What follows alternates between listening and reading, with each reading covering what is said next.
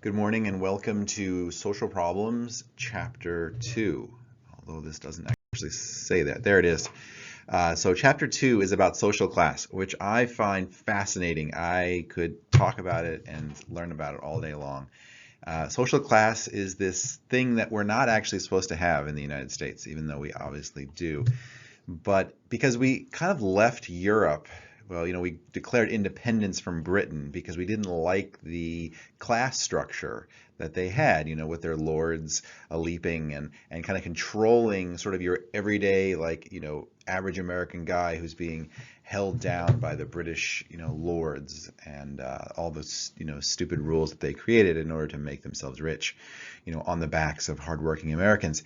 And yet we seem to have recreated it here in the United States. Now, some critics would say we've always had it, and the idea that the British elite was holding down the hardworking everyday American was kind of just a myth that was created to get people to join the revolution and fight and die for their country. But anyway, let me start with some slides here just to kind of get us started in what we are talking about when it comes to social class. And again, social class is kind of just this idea. Well, we're actually going to get into it in a second. Let me just whet our appetites here. Three men own as much as the bottom half of Americans. So if you think about America, we have 340 some odd million people. So the bottom half, so half of 340 is like 160 maybe, 160 would be 320, yeah, 160, 170 million people. You have three people, Warren Buffett, Bill Gates, and Jeff Bezos.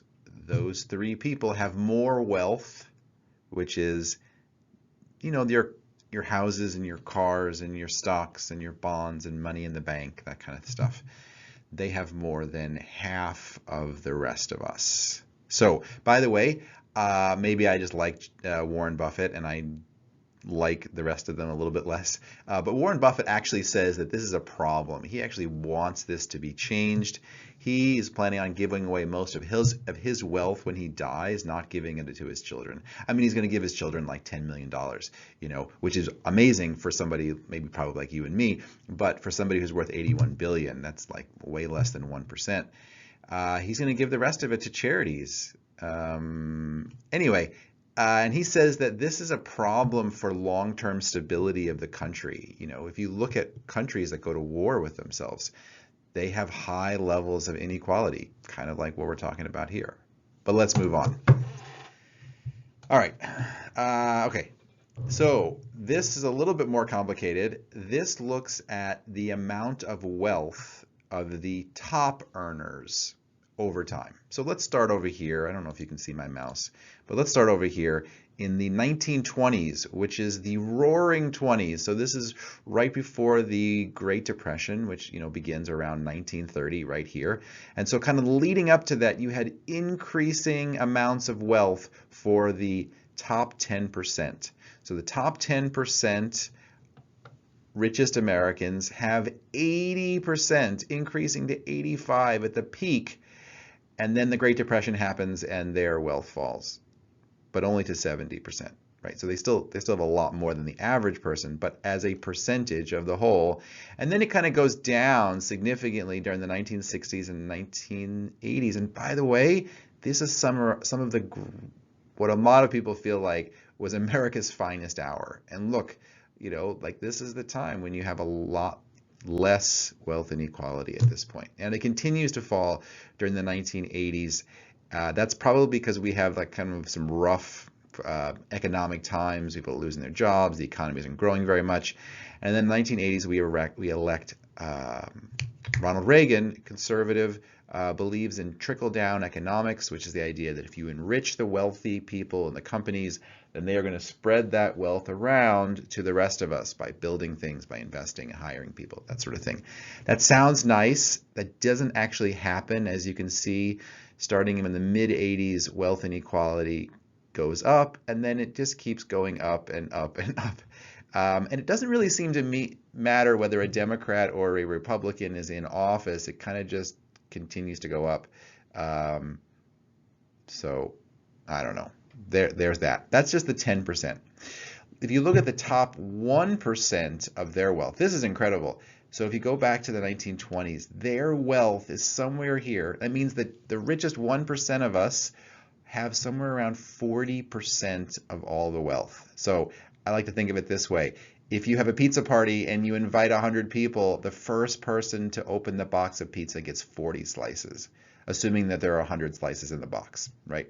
Now, I know we're not a socialist country, and so we don't believe in equality, but if we kind of started there as that kind of our like, that would be sort of equal, and maybe like rich people should have like 3 times or 4 times as much. Well, they've got 40 times as much as the average person there. So anyway, it gets better here, but again, here in the 1980s, this wealth inequality continues to go up until about 2020, which is where the end of our data comes in, and they're sitting at about 35% of all the wealth.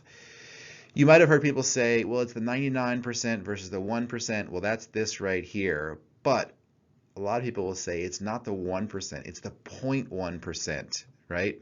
And so if you look at this, the 0.1% have 20% of all the wealth. So that's very few people have a lot of wealth. And then if you go over to here to the 0.00001% of the wealth, they have a lot more than their share. So anyway, that's just kind of a preview here of what's coming. Oh, we got one more. So a lot of people say like, well, what are you going to do about it? This is capitalism. It's just the way things go. You know, like you have, fat cats and starving dogs. You've always had that. What are you going to do?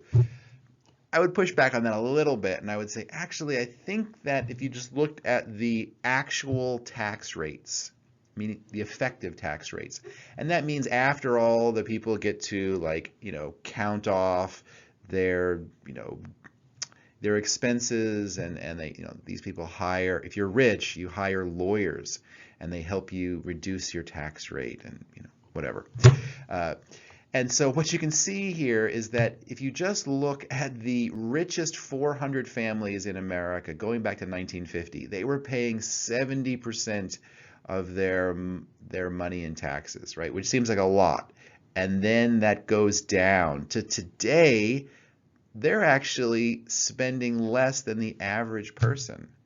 And so I would say if you want to actually seriously tackle wealth inequality, we could start here with taxes, because we could use some tax money to fund things like fixing our potholes in our roads and our bridges and, God forbid, our schools, right? So that would kind of solve two things at once. It would reduce the wealth inequality. And by the way, I'm not talking about putting these people in the poorhouse. They're going to have plenty.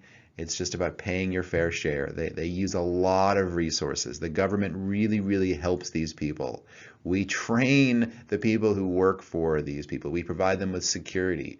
We have one of the best countries in the world to do business in because the government provides that type of support, and they obviously benefit from it a lot. So anyway, what else? Well, one thing to realize is that wealth is not spread equally across all groups. And if you look here at the difference between, say, whites and blacks and Hispanics, what you find is that most groups are going up in terms of wealth, starting back here in 1989.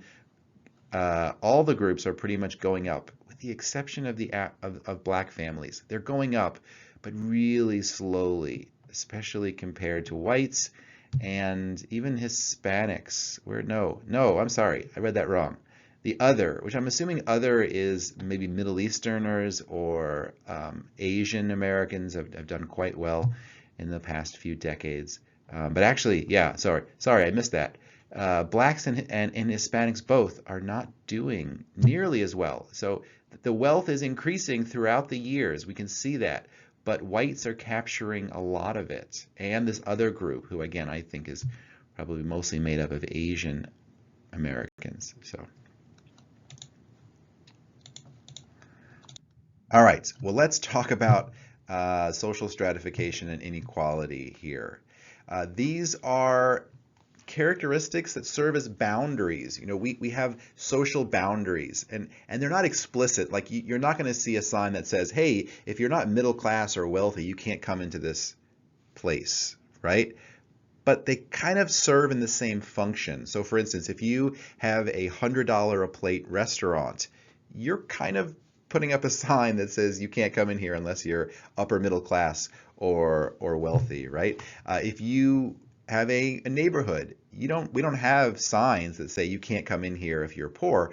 We have, but it says, you know, you need $300,000 in order to buy one of these houses, right? So it kind of does serve as these social boundaries. And since we divide our schools based upon neighborhoods, especially public schools, then they do kind of serve as these boundaries between people groups. So the idea is that society stratifies, puts one person above the other, or one group, you know, above the other. So stratification results in inequality, because if you live in a neighborhood that is serving the wealthy or the upper middle class, then the odds are that school is doing pretty well.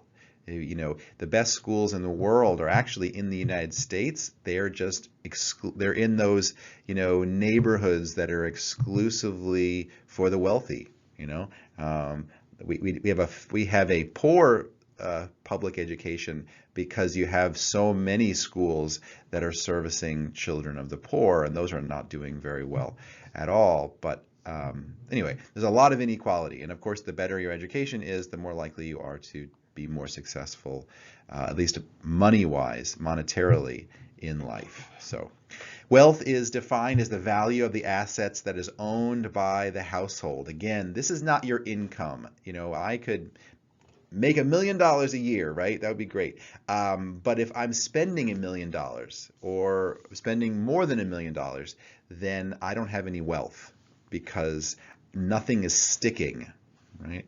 But on the other hand, if I own a house or I own a business or an apartment complex or a Monet painting, that is considered my wealth. What does it mean to be poor? There's two terms here. There's absolute poverty and there's relative poverty. Absolute poverty is where you are lacking things that you need in order to survive: food, shelter, income, transportation, medical care, that sort of thing. Whereas relative poverty is where you just have a lot less than the people around you, right? So if I live on a block and everyone's a millionaire, but I'm not, I only make, you know, $250,000 a year, I'm dreaming here, then I am in relative poverty compared to the people that I live around, right? And so that, you may say, well, it's, you know, it's better to be poor in the United States than other places because we only have relative poverty. But it actually really gets to people. People really feel bad when they have a lot less than someone else. If you've ever seen two children together that are playing and there's like a pile of toys or whatever, and one has a lot more than another, that does not go well. Children do not do well with inequality. And while we get a little bit better when we get older, we understand, okay, like a doctor should have more than me if I don't know, I work at a, you know, it's like grocery store person. But we still struggle with that. It's hard for us. Like we get a little bit better, but I still think that it's hard. So how does the United States determine poverty? This is the poverty guidelines. We use a formula that we created like 100 years ago, and what we did was we figured out what is the cost of food, and then we take that number, we multiply it by 3, with the idea that you're spending about 1/3 of your money on food as a family or a household, and if you make more than that, then you're not poor, and if you make less than that, then you are poor. And so, you know, it's 2023 right now, and we've had a lot of food inflation over the last year, and so technically there are more people who are poor today than there were last year, not because people's incomes have gone down, but because the cost of food has gone up, and that's the way that we calculate who's poor or not. What do we do with that number? Well, we don't label people as poor.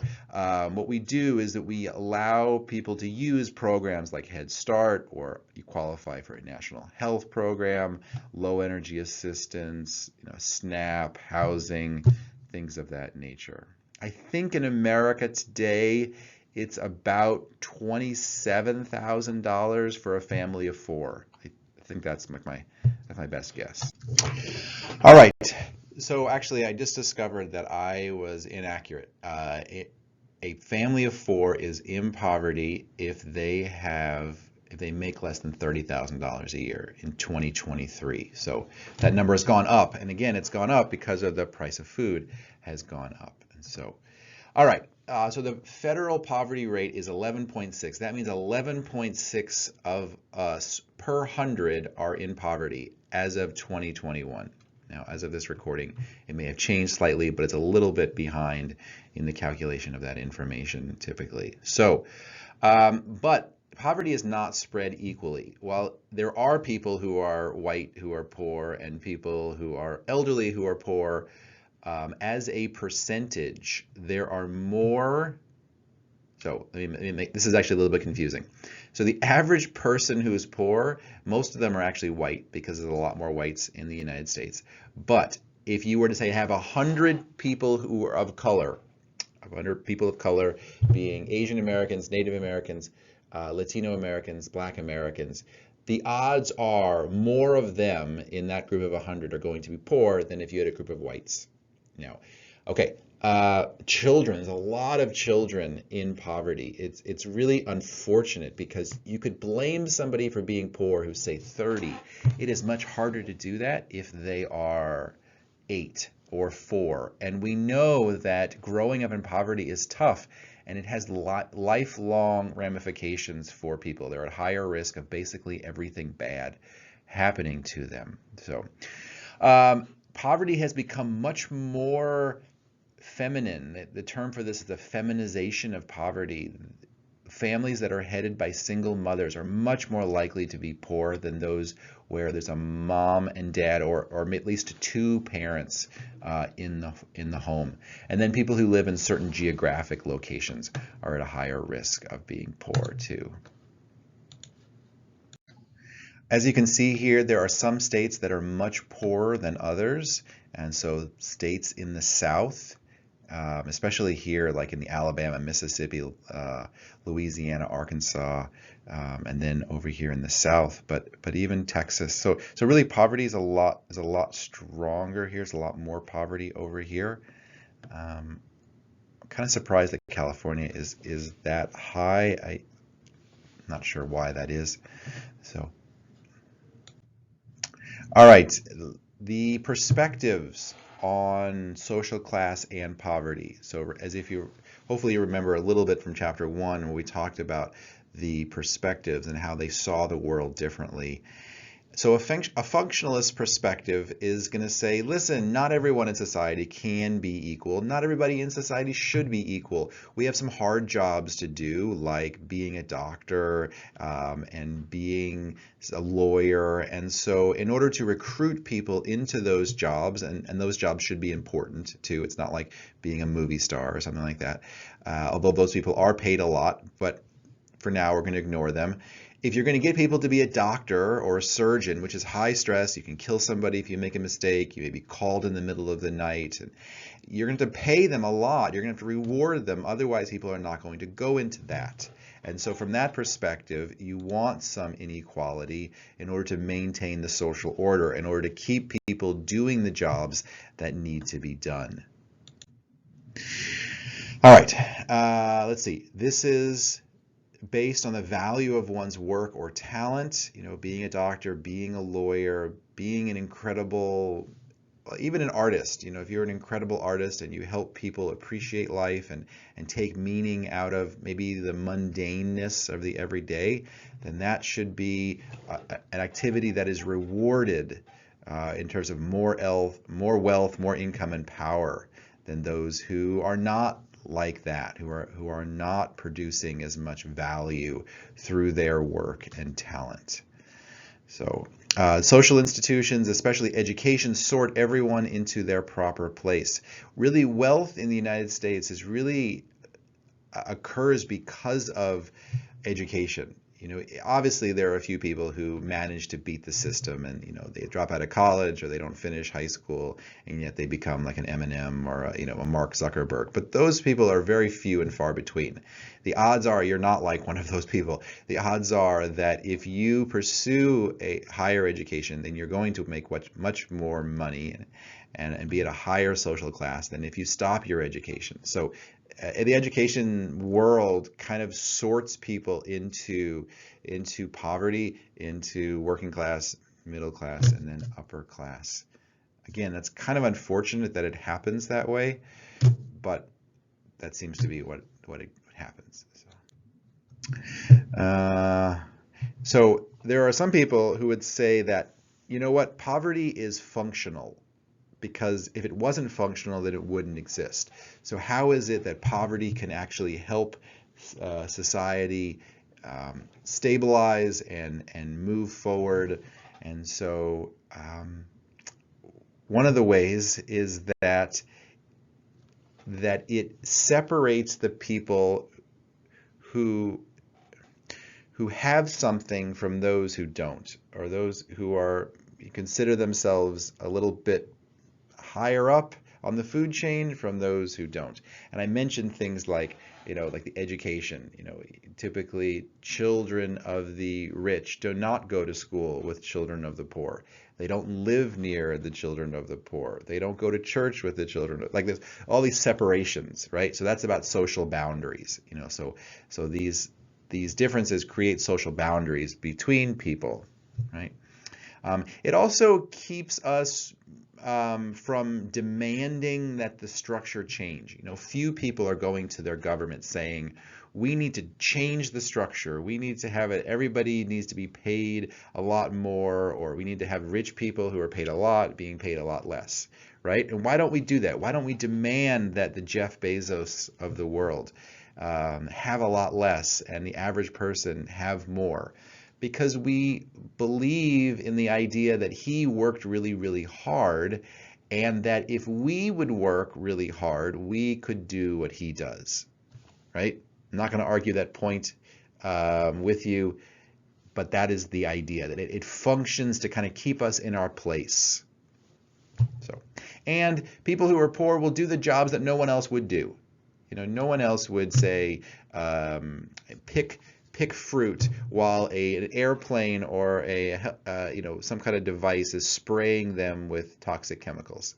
You only do that if you have to, right? And so if we didn't have poor people, then no one would do that job, and we'd have to change the way we do food production, and that would cost everyone more money. And so by having poor people, we have desperate people who will do the things that we need done, or we want done for that. Same thing with like buying used cars and things of that nature.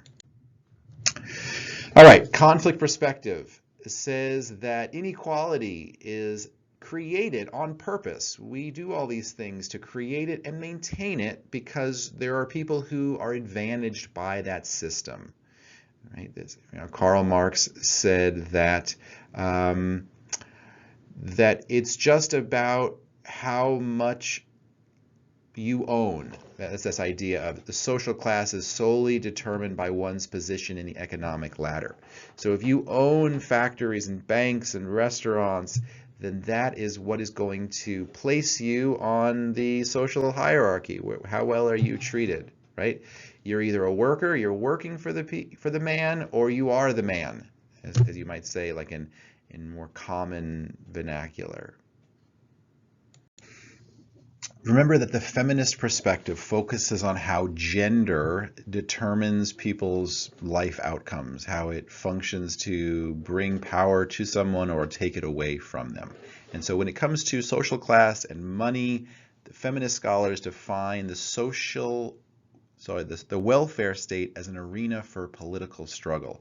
So who gets benefits? Who has the government work on their behalf for them, for their benefit, and who doesn't?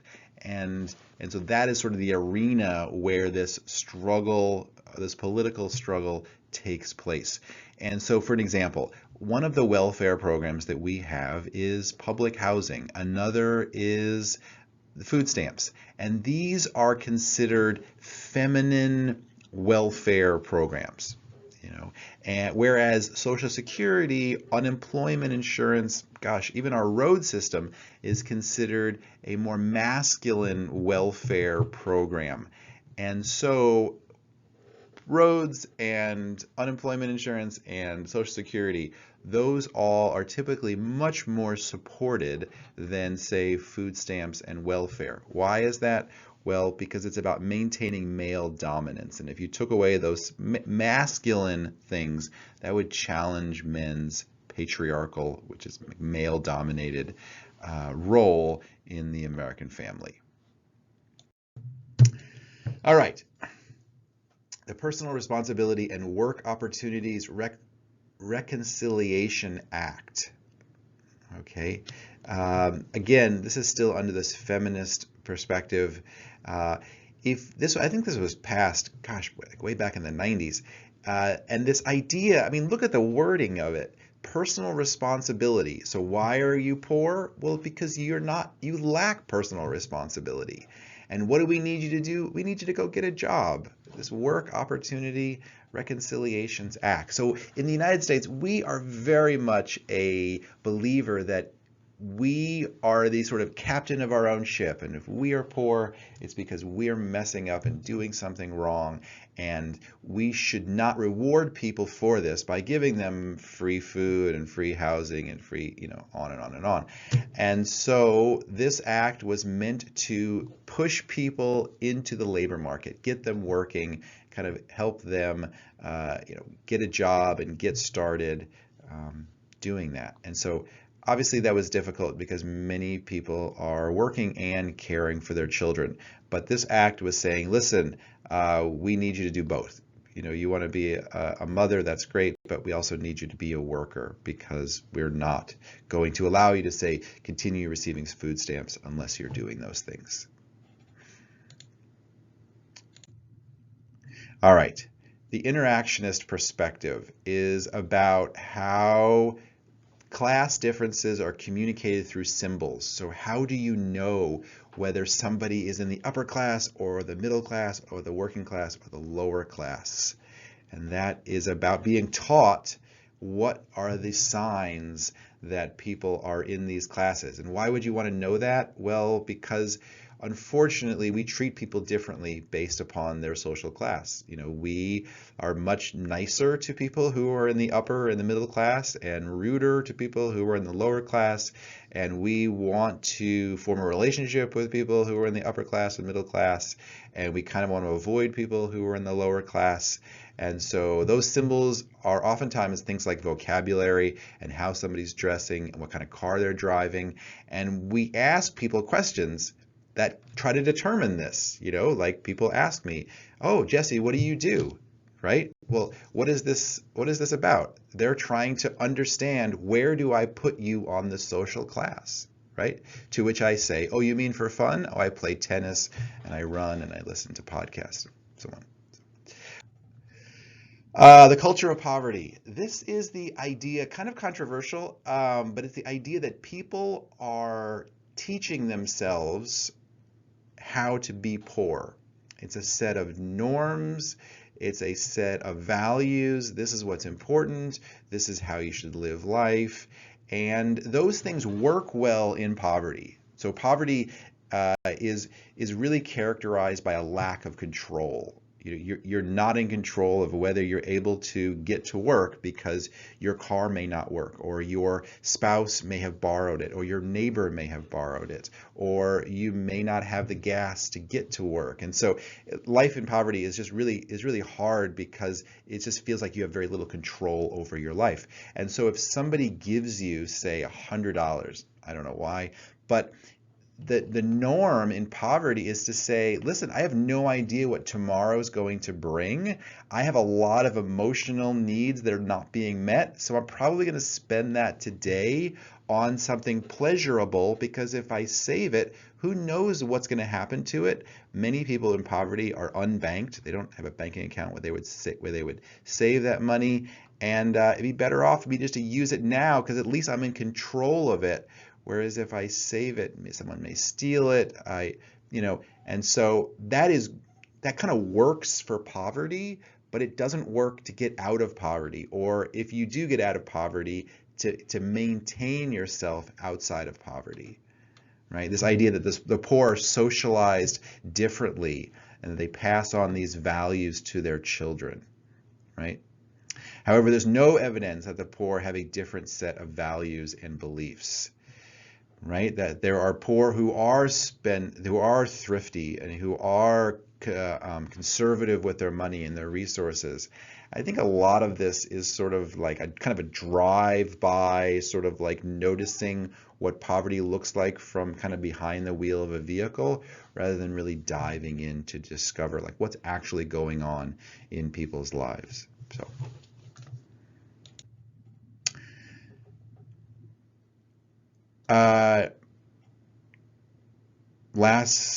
Not last slide. The public perceptions of welfare. Americans see welfare as a black phenomenon and believe that black people make up 50% of the poor population compared to actually only 25%. Again, more white people are poor than any other group. Black people are on welfare not because of blocked opportunities, but largely because of their own lack of effort. You can imagine that if Americans see welfare as being something that is primarily about black people, that they receive that, and that they're not receiving that because their educational opportunities are lacking and that their housing is extremely expensive, and it's just about the fact that they just don't want to do anything, well, then you can imagine that that's really going to change Americans' beliefs about how well should we fund welfare, and should we punish people who are on welfare, or should we help them while they're on welfare? So welfare has become code for race, and this has emerged from differences in the way that the media portrays black and white poverty. At this point, it is good to realize that none of these perspectives focus on what the individual is doing. Are they working hard? Are they not working hard? Are they educating themselves? Are they not educating themselves? Because it's not about the individual within sociology. It's just more about like, what would somebody in their circumstances do? So if we use our sociological imagination, we could say, well, what is going on around somebody that is encouraging them to say work hard, or is encouraging them to go to school, or encouraging them to not work hard and not go to school? That is actually the things that cause people to be successful or not be successful.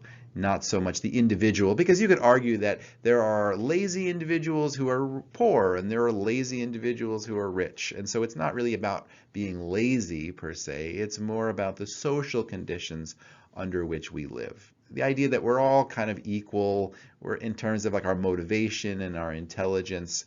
And what I mean by, like, obviously some people are more intelligent than other people, but in terms of like who ends up being successful, you probably know people who are very intelligent but are poor, and people who are really not intelligent but are actually doing quite well for themselves. So that, so using the sociological imagination, it's saying like, well, what's going on in society that's really creating the difference, not just the individual being good or bad.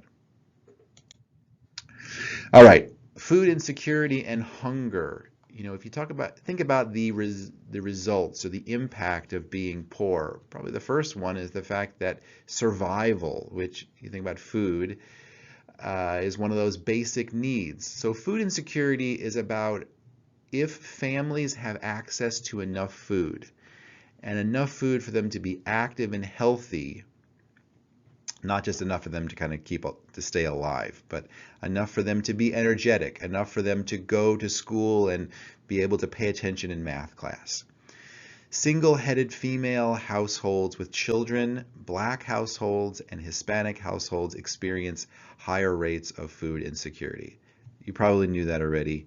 It's backed up by that chart where white families really increased their wealth, as did Asian families, but black families did not. And single-headed households do not. And the reason why single-headed households don't is because women typically make less money than men do. And if the woman is the only provider in the home or the only parent in the home, then she actually makes less because her schedule isn't as flexible. Whereas the woman who, say, has a husband at home is able to work nights because maybe the husband is able to go home and be with the kids while the woman's working there, or maybe they're able to take a trip for training on how to be a supervisor, where the single mother may not be able to do that.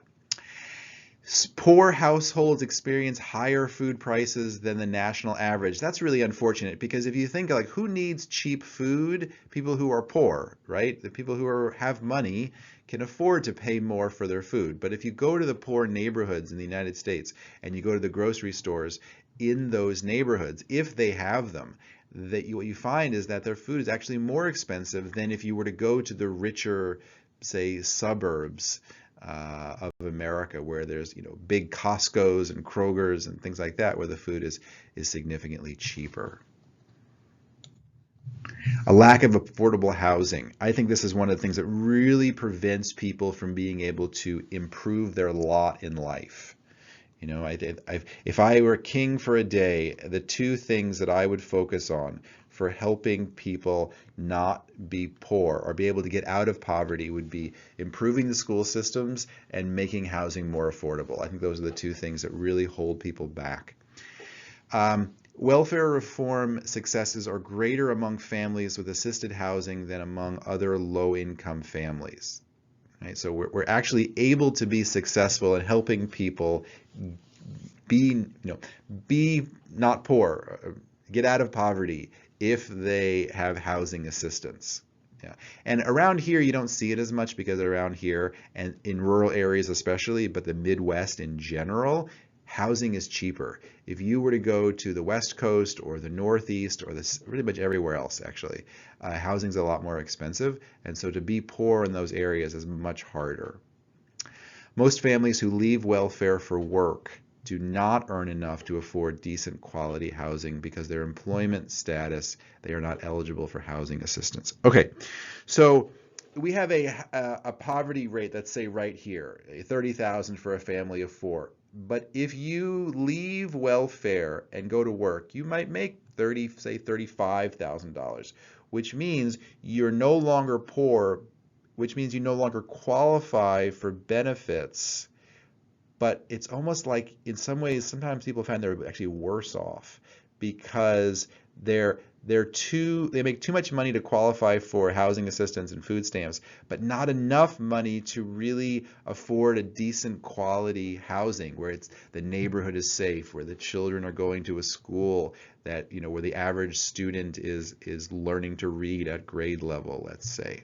So, in 40 states, workers need to earn more than 2 times the minimum wage in order to afford basic housing.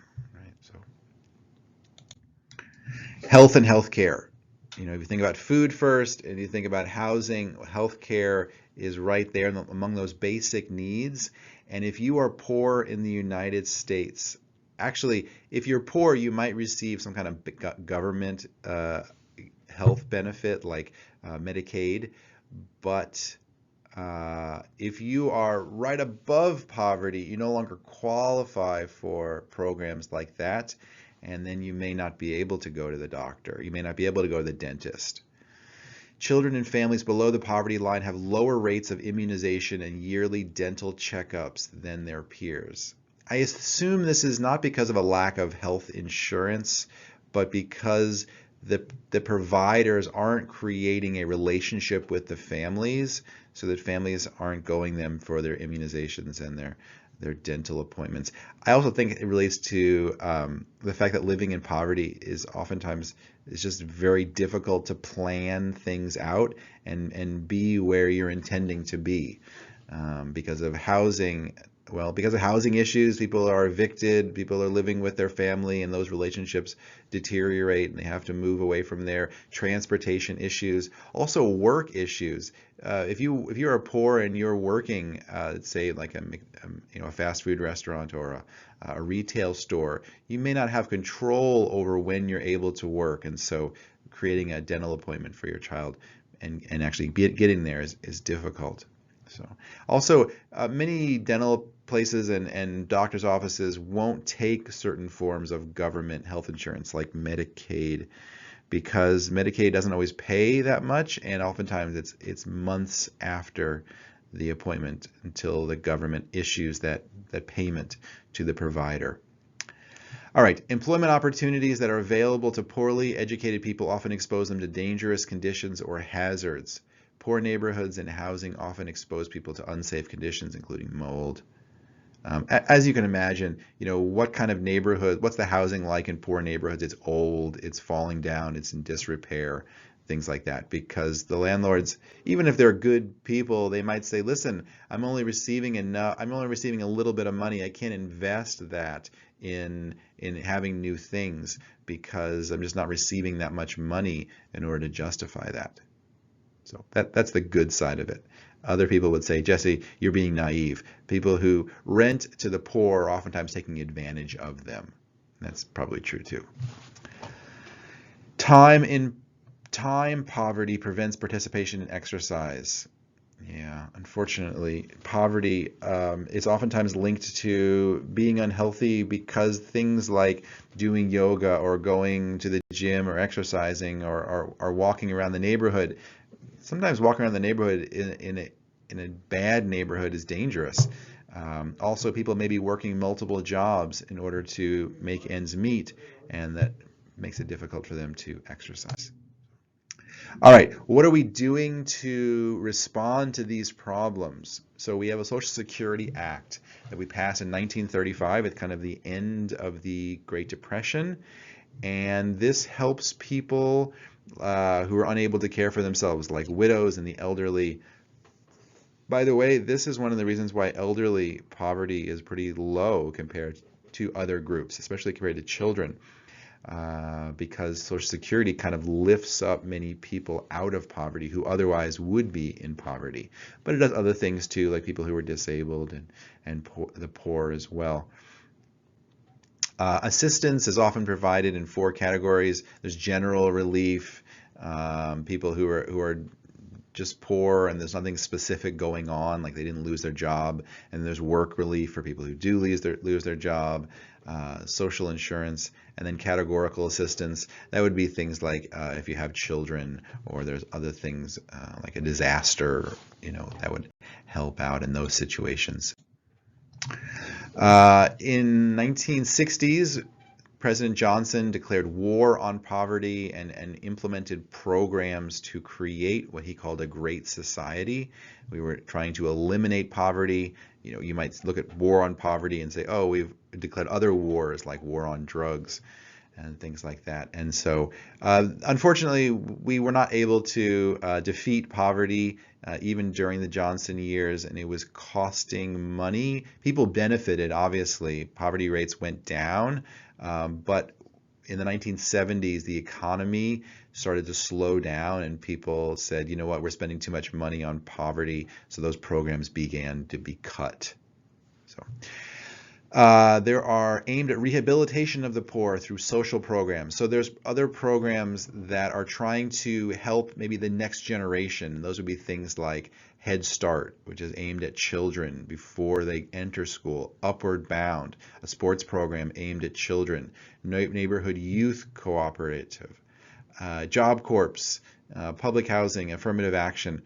Public housing would be for people who can't afford to purchase housing on the regular market, and then affirmative action is about, and affirmative action is kind of controversial, but affirmative action says that the original law says that you should not be denied a job based upon your race or your sex or other minority statuses. It has come to be interpreted as trying to create a space within universities and within jobs for minorities. That's basically how we've interpreted that. And every once in a while you'll see something on the news related to colleges and affirmative action. All right, last thing here. There are some people who say, you know what? We define poverty incorrectly. We have a lot of people in this country who are poor, who are not considered poor because the definition that we use is terrible. We created our definition of poverty back when the average person spent $1 out of every $3 on food, and today we actually spend a lot less than that. And so what it means is we have a lot of people who are poor, but they're not considered poor. And so here, the National Academy of Science panel, they said that we need to redefine what it means to be poor, and including things like people's ability to purchase food and clothing and shelter and household supplies and child care and things like that. Unfortunately, we've never made those changes because, I don't know, among other things, we probably couldn't get it passed through Congress, but also maybe no president wants to be the president who's remembered as poverty spiked during their administration, not because people got poorer, but just because we changed the definition of who is poor. So that is the end of chapter 2. Thanks for watching.